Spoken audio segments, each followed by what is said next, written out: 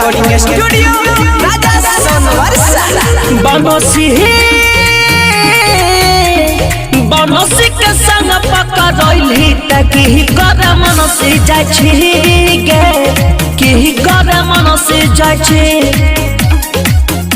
प्रिंसवा से छुइली तकी कर मनसी जाय छी हे के माल की कर मनसी जाय छी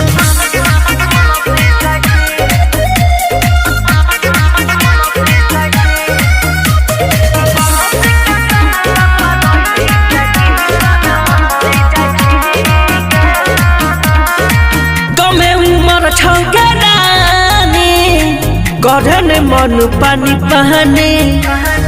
जय में ससुरवा के लाका रखे बचाई के जवाने कने उमर छौगराने गढ़न मन पानी बहने जय में ससुरवा के लाका रखे बचाई के जवाने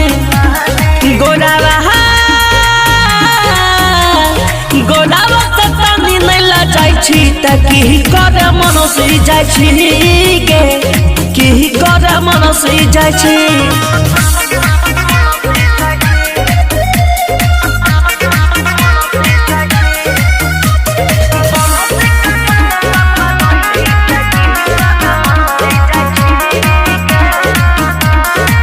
हाला छपूरा सहरा सामा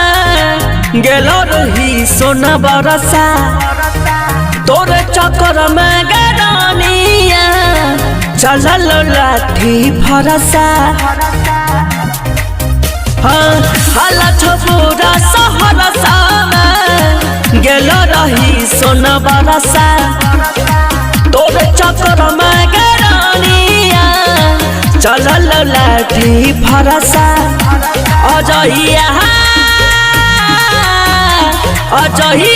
संग पकड़ली तकी कर मनसी जाय छी गे की कर मनसी जाय छी बोला